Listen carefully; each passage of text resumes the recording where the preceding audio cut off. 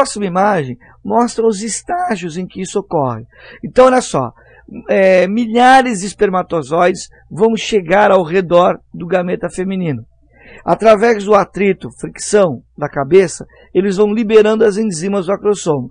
As enzimas vão destruindo corona radiata, zona pelúcida, até que um espermatozoide na espécie humana, sempre consiga penetrar essa camada, principalmente a última camada, que é a zona pelúcida, e assim atingir a membrana do gameta feminino. Quando isso ocorre, é liberado para o interior do gameta feminino o material nuclear do gameta masculino. Nesse momento, nós vamos formar o pronúcleo masculino e o pronúcleo feminino. Lembre-se que, no momento da penetração, é que o ovócito secundário sofre a última divisão meiótica, que estava paralisada em metáfase 2, virando efetivamente um óvulo. Esse núcleo, portanto, haploide feminino do óvulo é o pronúcleo feminino. O núcleo do espermatozoide, pronúcleo masculino. Próximo estágio, fusão destes núcleos. A fusão desses núcleos é chamada de cariogamia ou anfimixia. Desta fusão, nós temos então o surgimento de uma célula 2N, de uma célula diploide. Esta célula diploide é o ovo ou zigoto. A partir daí, nós teremos as divisões por mitoses até o surgimento do embrião e assim a continuidade da gestação. Um dado muito importante, galerinha. O embrião, após a sua nidação ou fixação no endométrio, ele elimina a estrutura embrionária de anexo a partir do córion, vamos dar uma olhadinha na próxima aula, elimina um hormônio chamado HCG, gonadotrofina coriônica humana. Essa gonadotrofina coriônica humana irá manter o corpo lúteo ativo. Este corpo lúteo mantido ativo continua produzindo progesterona. Se a progesterona não tem um decréscimo de produção, ou seja, mantém-se uniforme, constante, não ocorrerá descamação do endométrio. Portanto, não ocorrerá a menstruação. Este embrião nidado, fixado no endométrio, portanto, pode ter o seu desenvolvimento normal. Então, isso explica o porquê da suspensão da menstruação, tecnicamente conhecida como amenorreia, após a confirmação da gravidez. E o hormônio pesquisado em exames de sangue para configurar um estágio de gravidez, lembre-se, é o HCG, gonadotrofina coriônica humana, produzida pelo próprio embrião em torno do 12º dia de gestação, ou seja, 12º dia após a fecundação do gameta feminino pelo gameta masculino. Esse embrião, liberando esse hormônio, garante a sua manutenção no endométrio. A partir do 3º, 4º mês de gestação, a placenta estará formada e passa a produzir progesterona em grande quantidade e também estrógeno. Isso garante a manutenção do endométrio e a continuidade da gestação. Aí, o ovário, que até então, a partir da formação do corpo lúteo e sua manutenção por ação do HCG, continuava produzindo progesterona, a partir da progesterona placentária sendo produzida, este corpo lúteo pode então degenerar e o ovário pode entrar em descanso até o final da gestação. Ok, galerinha? Agora vamos prestar atenção nessa tabela que vai aparecer na sua tela. Essa tabela traz uma classificação, a mais comum utilizada pela biologia, dos tipos de óvulos em relação à quantidade de vitelo. Vitelo é a massa de nutrientes acumulada durante a fase de crescimento na produção do gameta feminino.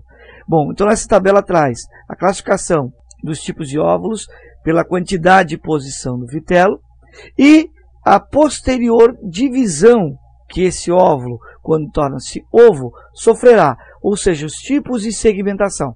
Então, se você der uma olhadinha, O primeiro tipo de óvulo que nós temos é o chamado isolécito, alécito ou oligolécito.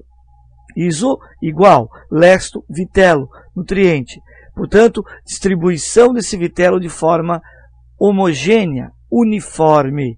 Alécito, pouco vitelo ou ausência, né? Na verdade, A é de negação, ausência, e oligos, pouco. Esse tipo de óvulo, ele tem pouco vitelo, e esse vitelo está distribuído de forma regular no citoplasma. Vamos dar uma olhadinha na imagem que vai aparecer na tua tela? Olha lá, ó. Você tem ali então um óvulo, o vitelo e o núcleo. Esse vitelo em pequena quantidade e distribuído de forma regular. É um óvulo comum, por exemplo, de encontrarmos em equinodermas ouriço do mar, estrela do mar, céfalocordados como anfioxo e, quando presente, a zona pelúcida corona radiata, típico de mamíferos. Esse tipo de óvulo, quando fecundado, tornando-se, portanto, um ovo, sofrerá uma segmentação classificada como holoblástica. A palavra holoblástica significa toda, inteira, holos é todo, e igual. Olha só a imagem que vai aparecer aí, ó. O que nós temos então como segmentação? A partir do surgimento da célula ovo, uma única célula com um único núcleo, iniciam-se as divisões celulares, as mitoses sucessivas, dando origem a 2 blastômeros. Cada célula dessa, portanto, é chamada de um blastômero. 2, 4, 8. Se você prestar atenção, toda a área do ovo está sofrendo divisão e cada blastômero em seu estágio tem o mesmo tamanho que o outro, portanto, uma uniformidade do tamanho dos blastômeros. Daí o termo segmentação holoblástica, porque todo o ovo está se dividindo, e igual, porque os blastômeros em cada estágio são sempre do mesmo tamanho, chegando até a figura de mórula. Ok? Então isso representa aí equinodermas, representa o céfalo-cordado e também pode ser usado como padrão para mamíferos placentários, mamíferos que possuem placenta. O próximo tipo de óvulo foi classificado, denominado de heterolécito. Hétero quer dizer diferente, quer dizer o vitelo é distribuído de forma irregular. Telolécito incompleto, porque telo significa polo. Portanto, eu terei mais vitelo em um polo do que no outro, mais uma extremidade do óvulo do que na outra. Incompleto por isso, porque eu ainda terei vitelo nas duas extremidades deste óvulo. Portanto, mais vitelo que o anterior, mas com distribuição irregular. Essa imagem configura, portanto, o tipo de óvulo heterolécito. Você percebe que tem mais vitelo em um polo e pouco vitelo no outro. O com pouco vitelo, o polo é chamado polo animal. O que possui mais vitelo é chamado polo vegetativo. Por quê? Porque é ligado à função vegetativa de nutrição.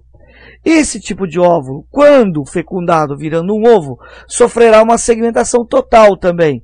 Mas devido à irregularidade do vitelo, a segmentação será desigual. Acompanhe ali, ó. Você tem então divisão, a primeira segmentação a partir do ovo, 2 blastômeros, 4, até aí os blastômeros são iguais.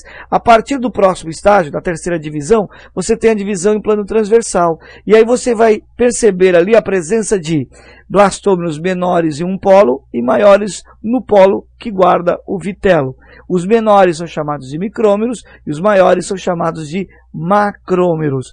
Isso nós temos aí em alguns peixes e em anfíbios. O próximo tipo de óvulo é o telolécito. Agora sim, sem ser incompleto. Portanto, separação total de vitelo em um polo, não tendo a sua presença no outro. É o que mais apresenta vitelo, daí o termo megalécito, né? Megalos em grego, abundante, grande, em grande quantidade. Portanto, abundante quantidade de vitelo em um polo. Olha lá, aí você pode perceber essa imagem, a quantidade de vitelo no polo vegetativo. Grande quantidade, e sendo o polo animal, conhecida a região como a cicatrícula, onde está o núcleo e apenas citoplasma, ali onde surgirá o embrião. Isso nós temos como ocorrência em alguns peixes, répteis e aves.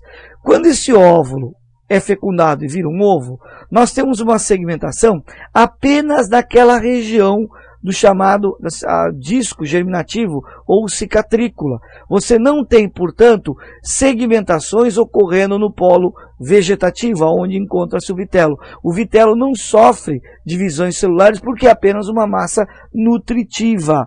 Por isso, o nome dessa segmentação é meroblástica. Mero quer dizer parte, portanto, parcial. E discoidal, por quê? Porque ela ocorre apenas no disco germinativo, apenas no polo animal. Ok? Já o próximo tipo de óvulo, chamado de centrolexo, porque o seu vitelo concentra-se na área central. Também uma grande quantidade de vitelo, só que agora distribuído na região central deste óvulo.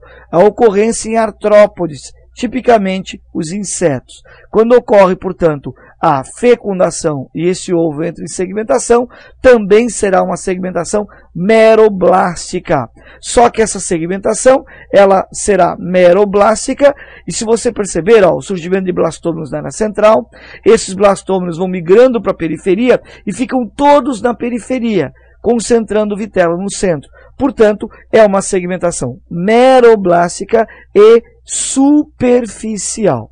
Ok, galerinha? O entendimento dessas segmentações é importante para o nosso próximo assunto, nossa próxima aula, que tratará do desenvolvimento embrionário, da embriogênese aí padrão que nós vamos observar. Ok?